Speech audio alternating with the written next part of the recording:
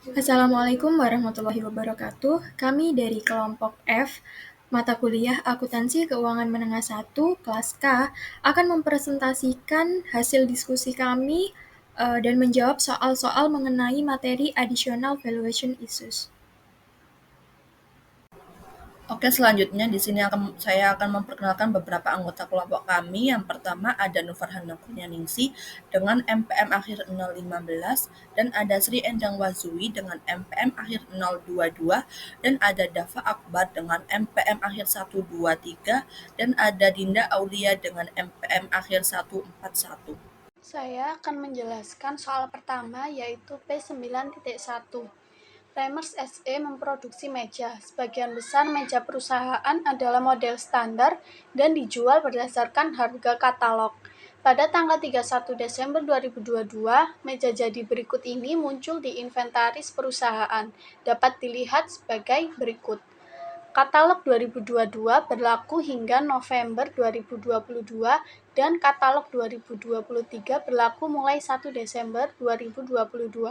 Semua harga katalog sudah dikurangi diskon biasa. Instruksinya berapa jumlah masing-masing dari 4 tabel tersebut harus muncul dalam inventaris perusahaan pada tanggal 31 Desember 2022 dengan asumsi bahwa perusahaan telah mengadopsi pendekatan nilai realisasi yang lebih rendah dari biaya FIFO atau nilai realisasi bersih untuk penilaian inventaris pada item individual dasar. Untuk jawaban soal P9.1, meja A dengan biaya perolehan 470, meja B 450, meja C 830, meja D 960, hingga total biaya perolehan dapat diketahui sebesar 2.710.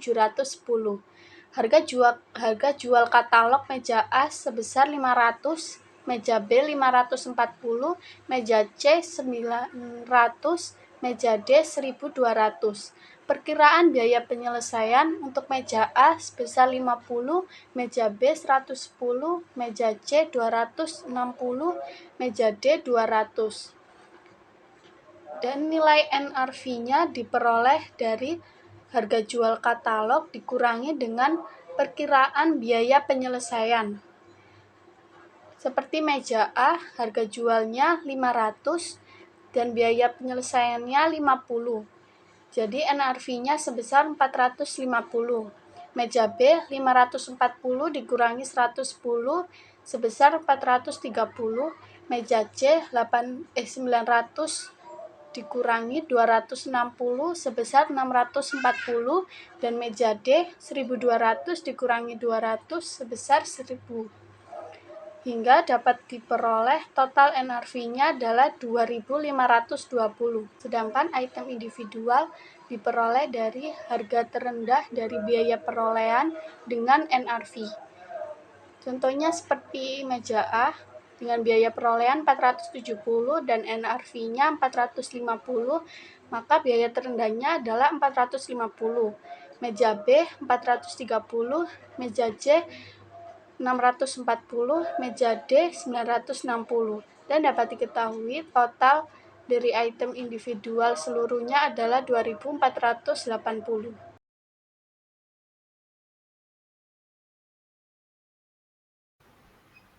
Terima kasih. Sebelumnya, saya akan mencoba menjawab soal problem 9.2.A. Yaitu pada item pertama ada aluminium siding, kedua cedar shake siding, ketiga lowered glass doors, dan keempat thermal windows.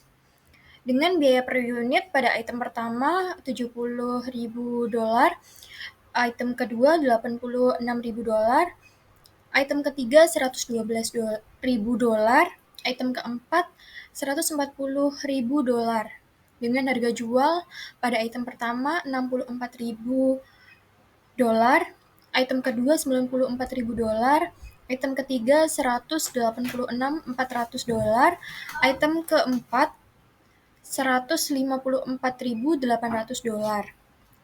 Di sini NRV sudah terdapat pada soal. Pada item pertama NRV-nya sebesar $56.000, item kedua $84.800, item ketiga $168.300, dan item keempat $140.000. LC NRV itu kita ambil antara biaya per unit, dan NRV-nya kita ambil yang terendah, yaitu pada item pertama kita ambil $56.000, untuk item kedua $84.800, ketiga $112.000, dan keempat $140.000. Dan di sini kita menemukan selisih antara biaya per unit dan LCNRV, sehingga selisih di sini merupakan kerugian yang dialami oleh perusahaan tersebut karena harga jual dan biaya produksi atau biaya per unitnya ini lebih tinggi daripada harga jual.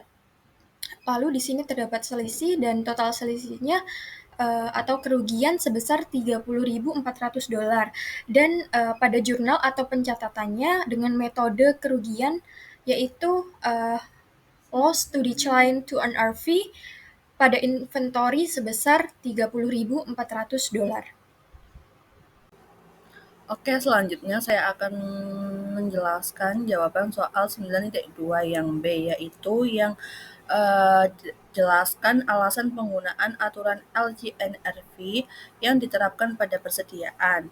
Nah, penggunaan aturan LGNRV atau Love of Cost or Net Realizable Value dalam penilaian persediaan memiliki beberapa alasan yang penting. Yang pertama ada konservatisme akuntansi. Nah, prinsip konservatisme dalam akuntansi mengharuskan perusahaan untuk lebih cenderung menggunakan nilai yang lebih rendah saat menilai aset dan pendapatan. Dengan menerapkan LGNRV, perusahaan dapat lebih konservatif dalam menilai persediaan karena menggunakan nilai yang lebih rendah antara biaya perolehan dan nilai neto realisasi. Selanjutnya yang kedua ada penghindaran overstatement, yaitu menggunakan biaya perolehan sebagai dasar penilaian persediaan saja biasa menyebabkan overstatement. Itu penyajian yang terlalu tinggi dalam laporan keuangan, terutama jika nilai pasar atau nilai neto realisasi turun di bawah biaya perolehan.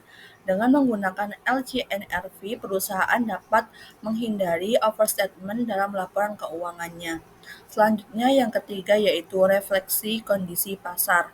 Nah, persediaan adalah aset yang rentan terhadap perubahan nilai karena perubahan kondisi pasar, permintaan pelanggan, atau peningkatan teknologi.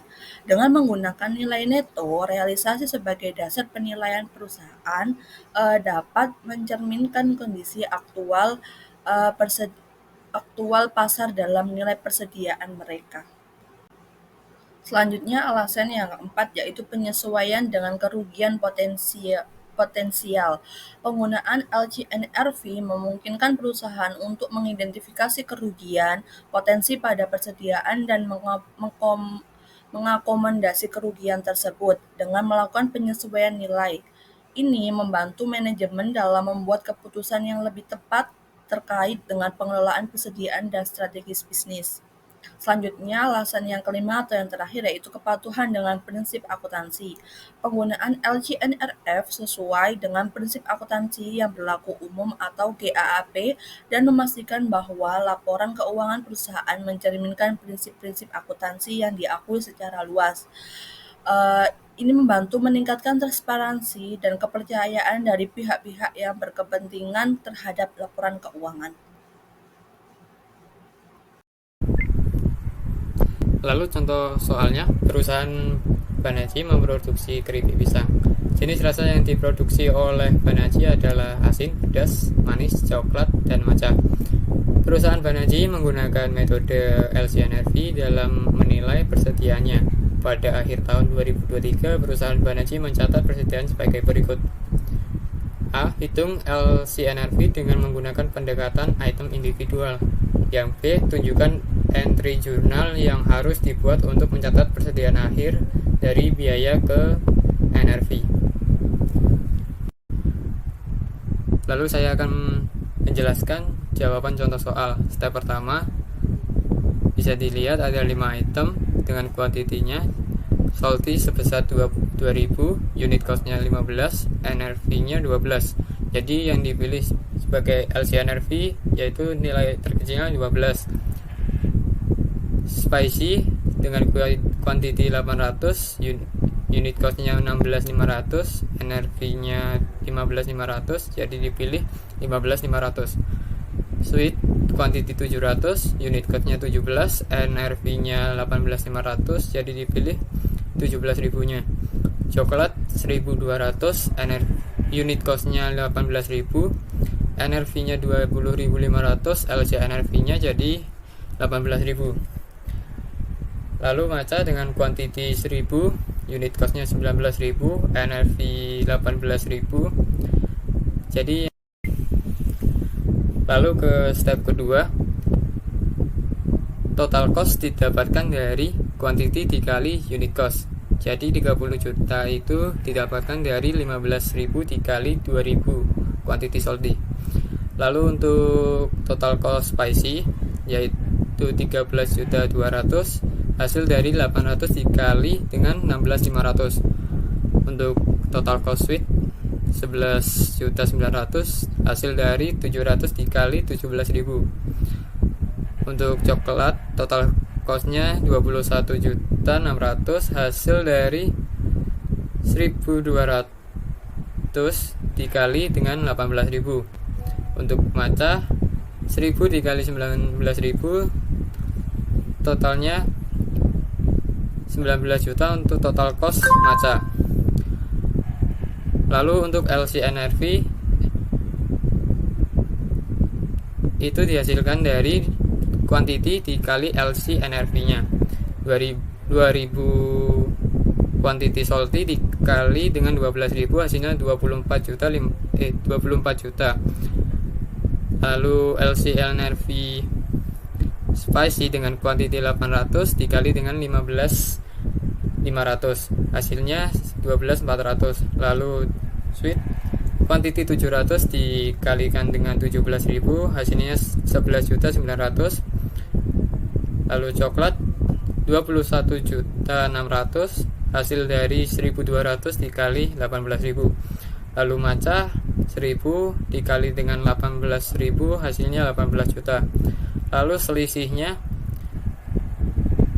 terjadi pada salty, spicy, dan matcha. Salty sebesar 6 juta, spicy-nya 800.000, matcha sebesar 1 juta. Untuk penjurnalannya cost of goods sold sebesar 7.800.000 pada inventory 7.800.000.